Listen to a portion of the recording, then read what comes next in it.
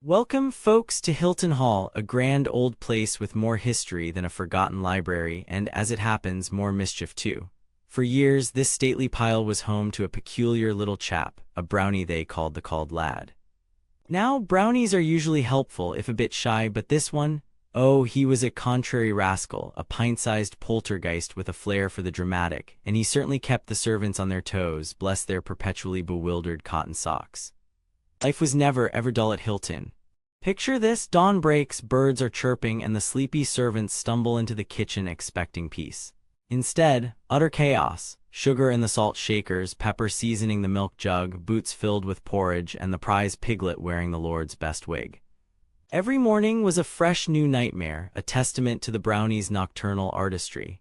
The head cook, Mrs. Plumtree, often found her prized rolling pin suspended from the rafters, just out of reach. Ah, the creativity of it all, if you weren't the one cleaning it up. Later, unseen by human eyes, Collie sat alone in a dusty attic corner, not looking mischievous but strangely forlorn. He wasn't just a prankster, he was a being bound by ancient rules, tied to the hall, perhaps even a little lonely. The Cauld Lad, they sometimes called him, and indeed, a chill seemed to emanate from him when he was in these pensive moods. He longed for something he couldn't quite name, a release from his endless, repetitive existence within these stone walls. From his hidden nooks, Collie often watched the servants. He saw their frustrations, their small joys, their weariness.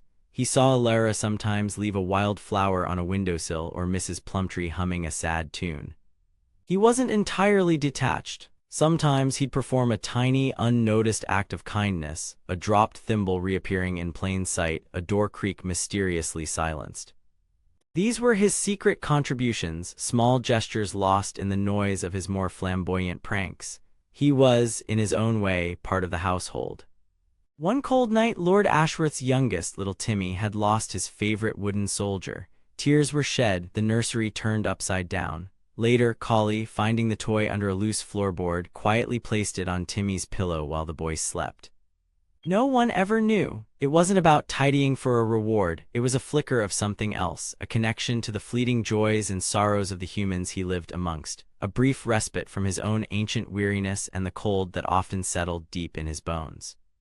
It was a particularly stormy night. Mrs. Plumtree and young Alara were working late in the kitchen, mending linens by the dying embers of the fire, the wind howling outside. The rest of the hall was quiet, everyone else long abed.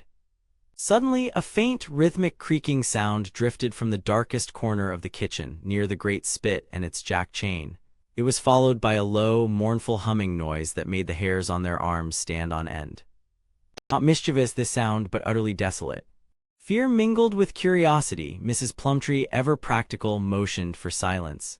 Alara, clutching a candlestick, tiptoed behind her towards the source of the sound. They peered around a stack of barrels. And there, in the flickering candlelight, was the brownie, but he wasn't causing trouble. He was swinging slowly, rhythmically, back and forth on the heavy jack chain, his small face etched with a profound and ancient sorrow. The sight was both eerie and heartbreaking, far from their usual image of the playful tormentor.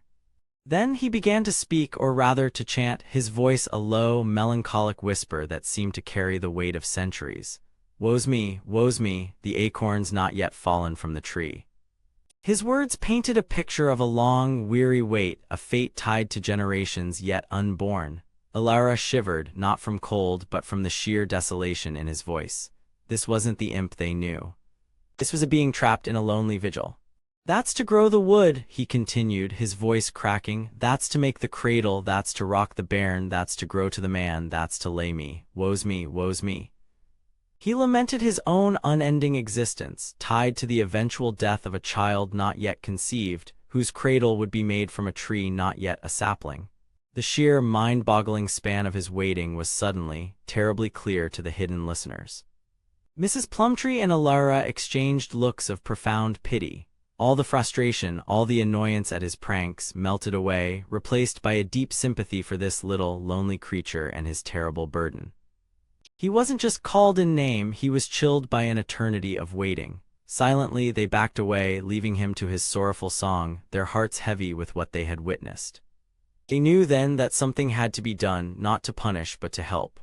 The next morning, the two women shared what they'd seen and heard with the other senior servants. Mr. Filbert listened, for once without scoffing, his usual sternness softened by a flicker of understanding.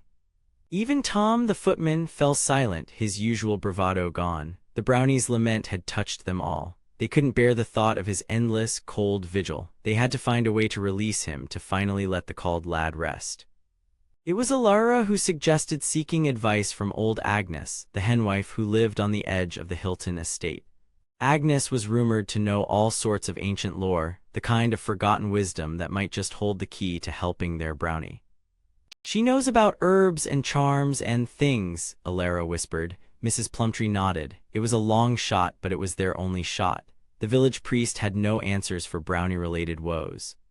Lord Ashworth of Hilton, a man who enjoyed his comforts, was not amused. His bellowing complaints about lumpy gravy likely sabotaged or misplaced hunting gear would echo through the halls. Lady Beatrice, his rather more delicate wife, would sigh dramatically, complaining of Brownie-induced headaches and demanding something, anything, be done. The servants, led by the ever-flustered Mr. Filbert the butler, would just nod, exchange weary glances, and promise to look into it, knowing full well who the culprit was and that he was frustratingly untouchable. And so, armed with a basket containing a freshly baked pie and some eggs as a hopeful offering, Mrs. Plumtree and Alara set off to find old Agnes. Their journey took them through whispering woods and across misty meadows, the path growing wilder the further they went from the manicured grounds of Hilton Hall. Alara clutched Mrs. Plumtree's arm, half expecting goblins, while Mrs. Plumtree herself felt a thrill of nervous anticipation. This was far beyond her usual kitchen domain. Old Agnes's cottage was small and wreathed in ivy, with smoke curling merrily from its crooked chimney. Chickens scratched in the overgrown yard. Agnes herself, a woman whose face was a tapestry of wrinkles and whose eyes held ancient secrets, greeted them with a knowing smile as if she'd been expecting them all along. "Come in, dearies," she croaked, her voice like rustling leaves. "The kettle's on. Tell old Agnes what troubles Hilton Hall so." Inside, the cottage was a fragrant clutter of herbs, strange implements, and dozing cats. As Mrs. Plumtree and Alara recounted the Brownies' lament, old Agnes listened intently, nodding slowly, her sharp eyes never leaving theirs. She seemed unsurprised, as if Collie's plight was a story she'd heard many times before, in many different forms. The air was thick with unspoken knowledge and the scent of wood smoke and mystery. Alara felt a strange sense of calm, despite the peculiar surroundings. When they finished, Agnes sighed. "A Cauld Lad," she said, "bound by a word, waiting for a release that nature itself must provide. A heavy fate. Brownies, you see, are tied to the land, to the hearths they serve. But they yearn for freedom like any wild thing." She explained that some Brownies could be laid to rest, their service ended, if given a specific kind of gift, a token of appreciation that wasn't perishable like food. "Food ties them to service," Agnes continued, her voice low and conspiratorial. "But a gift of clothing, something made with care, something that will last, that tells them their work is done and they are free to go." She leaned forward. "You must make him a cloak," she instructed, "a fine cloak of Lincoln green with a good warm hood. Make it with kindness in your hearts and leave it where he will find it. That and only that will ease the Cauld Lad's woe." Mrs. Plumtree and Alara thanked old Agnes profusely, their hearts lighter. They hurried back to Hilton Hall, the henwife's words echoing in their minds. A cloak of Lincoln green, the solution seemed so simple yet so profound. They gathered the other servants and shared the news. There was a buzz of excitement, mixed with a touch of sadness at the thought of their Brownie leaving, however troublesome he'd been, but mostly there was a shared purpose: to help the Cauld Lad find his peace. Finding true Lincoln green cloth wasn't easy. Lord Ashworth certainly wouldn't approve such an expense for a Brownie, but Tom, the footman, remembered a peddler who sometimes came by, and after a bit of collective coin-pooling, even Mr. Filbert contributed a silver piece, grumbling about sentimental nonsense. They managed to acquire the perfect bolt of soft, mossy green wool. It felt like a secret mission, a conspiracy of kindness within the grand walls of the hall, all for their unseen, troubled housemate. Then came the sewing. Mrs. Plumtree with her deft fingers took the lead, but all the women of the household contributed. Ilara stitched careful seams, the laundry maids embroidered tiny, almost invisible leaves along the hem, and even Lady Beatrice's own seamstress, intrigued by the whispered secret, added her skill to the hood. They worked by candlelight after their chores, their needles flying, pouring their pity and their hopes into every stitch of the garment for the Cauld Lad. Finally, the cloak was finished, a beautiful, soft garment, rich in color and crafted with genuine affection. It was perfect. That night, with a mixture of anticipation and a touch of melancholy, Mrs. Plumtree carefully laid the green cloak and its matching hood by the kitchen hearth, in the very spot where Cauld usually found his cream and cake. Then, she and Ilara, along with a curious Mr. Filbert and Tom, hid themselves in the pantry, peeking through a crack in the door. The kitchen was silent save for the crackling of the embers. Hearts pounded in the darkness. Then, a flicker of movement. Cauld appeared, materializing from the shadows as he always did. He spotted the usual place for his treat, then froze. His wide amber eyes fell upon the unexpected gift, the rich green cloak and hood. He approached cautiously, sniffing it, then touching the soft wool with a hesitant finger. A look of utter astonishment, then dawning comprehension, spread across his little face. Downstairs, the servants' hall buzzed with brownie talk. Young Ilara, the scullery maid, was convinced he was 10 feet tall with glowing red eyes. Tom, a footman with a taste for exaggeration, swore he'd seen the brownie juggling fiery coals. Only Mrs. Plumtree, the cook, and perhaps Mr. Filbert suspected the brownie wasn't entirely malevolent, just misunderstood, or perhaps just colossally bored. They'd heard tales of brownies, after all. Not all of them were bad, just a bit particular about their living arrangements. Slowly, reverently, Cauld picked up the cloak. He examined the stitching, the softness of the fabric. A faint, sad smile touched his lips. He slipped it on. It fit perfectly. He then donned the hood. He stood there for a moment, transformed. No longer just a ragged, hairy creature, but something more dignified. Then, a spark of his old mischief returned. He did a little jig, a happy, carefree dance on one leg, the green cloak swirling around him. As he danced, he sang, his voice no longer mournful but light and almost joyful, though with a hint of finality. "I've taken your cloak, I've taken your hood," he chirped, pirouetting. "The Cauld Lad of Hilton will do no more good."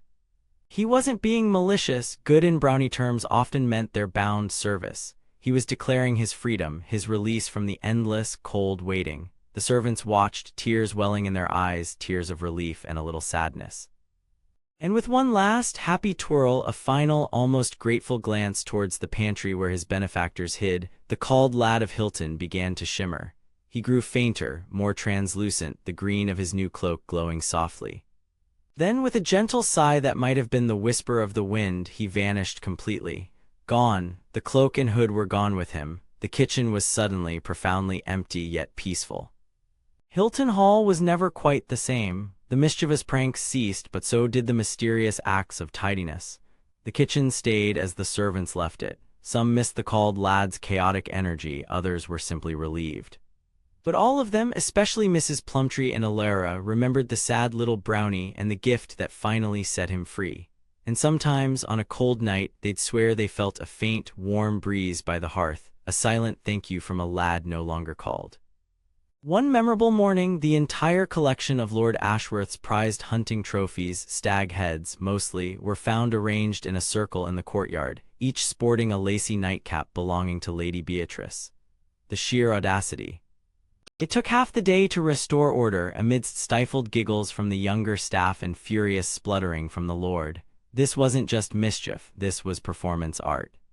The brownie, it seemed, had a very particular, very inconvenient sense of humor that spared no one. Mrs. Plumtree, recalling old wives' tales, decided on a peace offering. "Brownies like a bit of cream," she declared, "and a nice knuckle cake with honey." So that evening, before locking up, she left a small bowl of fresh cream and a golden cake by the kitchen hearth. The other servants were skeptical. "Feeding the little monster," scoffed Mr. Filbert, but they were desperate enough to try anything, even if it felt like rewarding bad behavior. They just wanted a single night of uninterrupted sleep. Later that night, a tiny, hairy figure crept into the silent kitchen. This was Cauld, our brownie, small, with pointed ears and wide, curious eyes. He sniffed the air, his gaze falling upon the unexpected feast. A flicker of surprise, then delight, crossed his face. He hadn't expected kindness. He carefully tasted the cream, then devoured the cake with relish, a soft, contented hum emanating from him. For a moment, the usual mischief in his eyes was replaced by something softer, almost grateful. The next morning, the servants braced for the worst. But as Mrs. Plumtree pushed open the kitchen door, her jaw dropped. The room was spotless. Pots gleamed, the floor was swept, kindling was neatly stacked, and even her rolling pin was back in its rightful place. "It was a miracle," Elara gasped. Tom scratched his head in disbelief, and even Mr. Filbert managed a grunt that might have been approval. Could it be that simple? A bit of cream for a quiet life. For several blissful weeks, peace reigned in Hilton Hall. Every night, a bowl of cream and a cake were left out, and every morning the kitchen was tidy, chores mysteriously completed. The servants whispered about their helpful Brownie, their fear replaced by a sort of fond exasperation. Lord and Lady Ashworth, noticing the sudden calm and improved punctuality of meals, simply enjoyed the respite without asking too many questions. Perhaps they thought the little phantom had finally decided to behave itself properly. But alas, complacency set in. One busy evening, with a grand feast being prepared, everyone forgot the Brownies' treat. No cream, no cake. The next morning, Hilton Hall awoke to a symphony of chaos.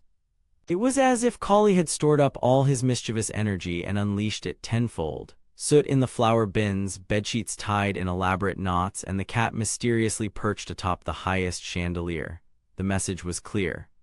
Do not forget the Brownies' dues, or face the hilarious, frustrating consequences.